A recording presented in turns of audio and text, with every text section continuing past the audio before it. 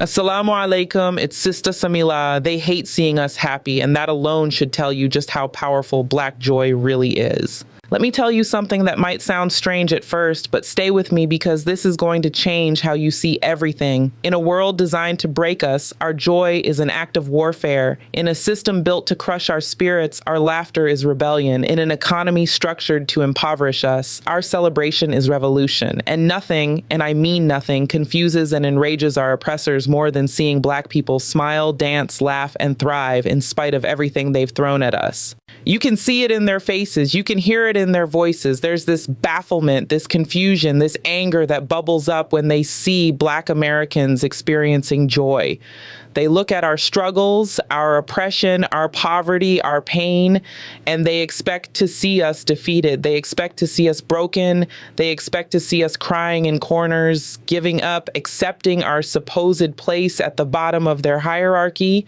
But instead, what do they see? They see us dancing. They see us celebrating. They see us creating music that makes the whole world move. They see us laughing with our whole chest. They see us thriving in ways that don't make sense to them, and it drives them absolutely crazy. Right now, millions of Black Americans are facing the loss of food stamps. Families are worried about where their next meal will come from. Right now, Black unemployment is rising while corporations cut jobs and opportunities shrink. People are losing positions they worked years to obtain. Right now, homelessness is threatening our communities as rents skyrocket and wages stagnate. Families are one crisis away from losing their homes. Right now, the systems of oppression are tightening their grip, and the weight of survival is heavier than it's been in years. And yet, if you walk through a Black neighborhood, if you attend a Black church, if you sit at a Black family gathering, if you scroll through Black social media, what do you see? You see joy. You see people celebrating life. You see creativity flourishing. You see resilience manifesting as happiness. You see people refusing to let their circumstances steal their light.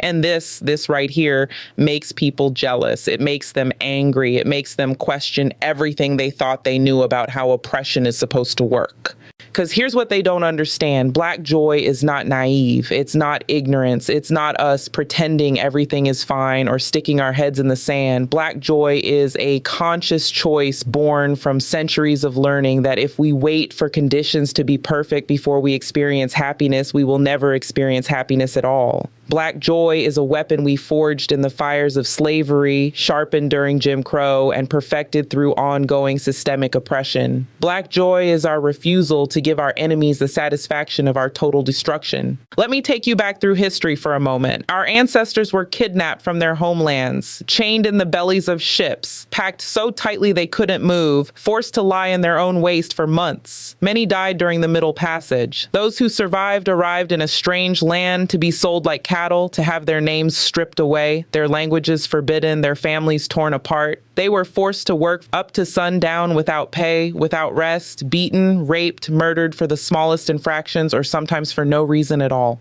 And what did they do? They sang in the fields, bent over cotton and tobacco, their bodies aching, their hands bleeding. They sang. They created spirituals that carried coded messages of freedom.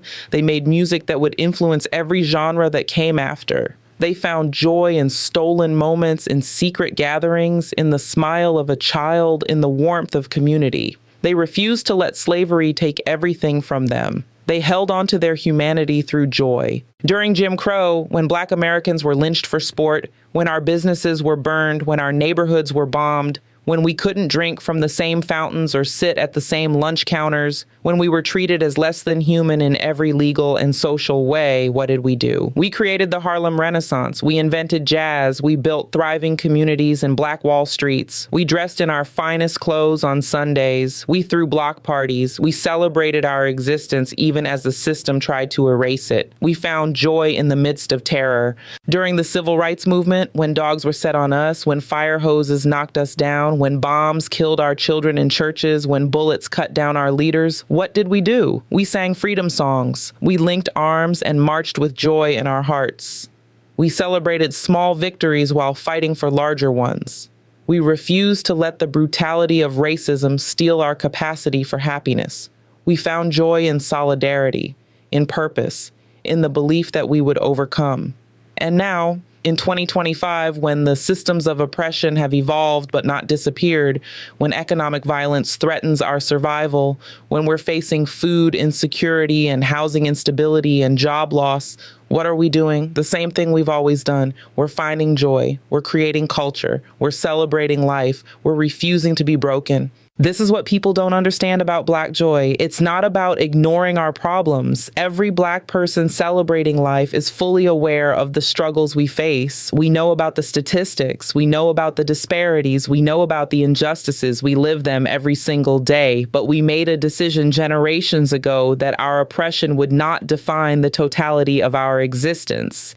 We decided that we would not give our enemies the power to steal our joy along with everything else they've taken from us. Black joy is strategic, it's intentional, it's revolutionary, because joy sustains us in ways that anger and despair cannot. Joy gives us the energy to keep fighting. Joy reminds us what we're fighting for. Joy connects us to our ancestors who survived unspeakable horrors and still found reasons to smile. Joy is the fuel that keeps our resistance going generation after generation. And this is why it makes people so angry, because joy in the face of oppression reveals something they don't want to acknowledge. It reveals that they haven't won. It reveals that despite all their systems, all their violence, all their attempts to break us, we remain unbroken. Our joy is evidence of their failure. Our happiness, in spite of their hatred, is proof that we are stronger than everything they've thrown at us. There's a jealousy that comes with this too. People look at Black Americans facing food stamp cuts, job losses, and housing crises, and they see us still finding ways to celebrate, and they don't understand how that's possible. Because many of them with far more resources and far less oppression are miserable. They have economic security, but no joy. They have full stomachs, but empty souls. They have houses, but no sense of home. They have jobs, but no purpose. They have safety, but no community. And then they look at us facing all these struggles, and we're throwing cookouts. We're playing music that makes the world dance. We're creating art that influences global culture. We're laughing with our families. We're finding pleasure in simple things. We're building community in ways they can't comprehend. And they realize that we have something they don't have, something they can't buy, something they can't take from us. We have the ability to find joy even in darkness, and that ability is priceless. This is where Islam and Black American culture intersect beautifully. Allah tells us in the Quran that with hardship comes ease, not after hardship, but with hardship. The ease and the hardship exist together. This is the reality Black Americans have always understood. We don't wait for the hardship to end before we access the ease, before we experience joy. We find them simultaneously. We hold both truths at once. Life is hard and life is beautiful. We are oppressed and we are joyful. We are struggling and we are thriving. The Prophet Muhammad, peace be upon him, went through tremendous hardship. He was orphaned as a child. He was persecuted for his message. He lost loved ones. He faced assassination attempts. He endured years of boycott and exile. And yet the descriptions of him emphasize his smile, his laughter with his companions, his joy in simple pleasures, his playfulness with children, his celebration of life's blessings. He understood that joy and struggle coexist, that maintaining your spirit is part of maintaining your resistance. Black Americans learn to never give up our joy no matter what. This is the lesson passed down from generation to generation. Your grandmother taught your mother, and your mother taught you. When times get hard, you find something to celebrate. When money is tight, you make a meal and share it with others. When the world is heavy, you play music and dance. When despair knocks at your door, you remember your blessings and smile anyway.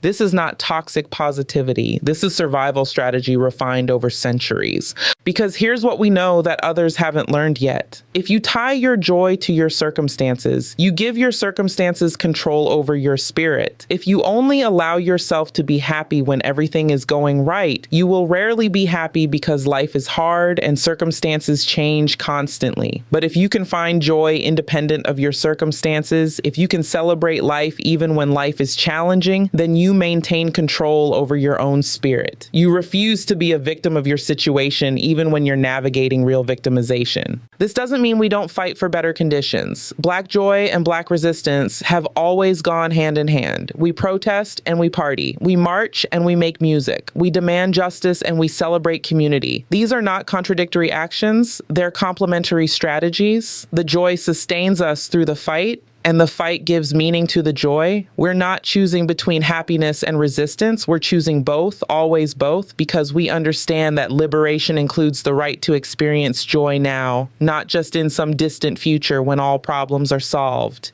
Right now, as food stamps are being cut, Black communities are organizing food drives and community fridges and mutual aid networks, and we're doing it with joy. We're feeding each other while laughing together, sharing recipes, telling stories, building relationships. The work of survival becomes an opportunity for connection and celebration. Right now, as jobs are being lost, Black entrepreneurs are starting businesses, Black creators are monetizing their gifts, Black communities are creating alternative economic systems, and we're doing it with creativity and joy. We're finding new paths while celebrating our ingenuity. Right now, as housing becomes more precarious, Black families are doubling up, creating multi-generational households, looking out for neighbors, organizing tenant unions, and we're doing it with love and joy. We're turning crisis into community, transforming struggle into solidarity. This is what we do. This is who we are. We face the darkness without letting it consume our light, and the world watches in amazement, confusion, jealousy, and sometimes anger, because Black joy disrupts their narrative. They've built entire ideologies around the idea that oppressed people should be perpetually miserable, that poverty should equal despair, that struggle should break the human spirit. Black Americans prove every single day that none of that is true. We prove that the human spirit, particularly the Black spirit forged through generations of resistance, is more resilient than any system of oppression. Our joy is not dependent on their approval. Our happiness is not contingent on their acceptance. Our celebration is not waiting for their permission. We learned long ago that if we waited for the world to give us reasons to be happy, we would wait forever. So we create our own reasons. We find joy in our culture, our families, our faith, our communities, our creativity, our resilience, our very existence. This is the power of Black joy. It's not just feeling good, though feeling good is important. It's not just having fun, though having fun is necessary. Black joy is a statement. It says we are here, we are human, we are worthy, we are strong, we are beautiful, and we refuse to be defined by your limitations, your stereotypes, your oppression, or your expectations. Black joy says that despite everything you've done to us, we still find reasons to smile, and that reality terrifies those who thought they could break us. So when you see Black people celebrating in the midst of struggle, understand what you're witnessing. You're watching centuries of wisdom in action. You're seeing resistance manifested as happiness.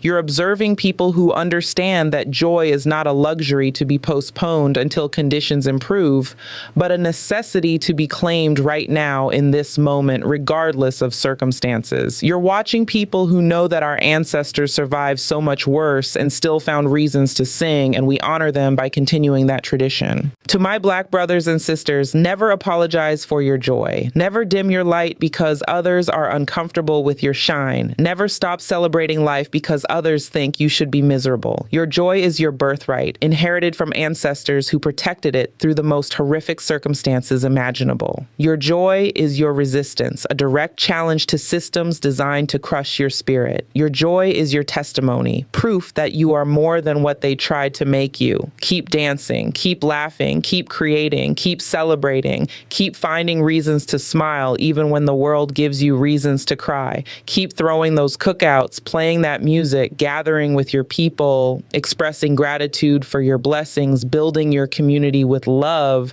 This is not frivolous. This is not trivial. This is revolutionary. This is survival. This is resistance. This is power. The power of Black joy is that it cannot be taken, only surrendered, and we refuse to surrender it. Not today, not ever.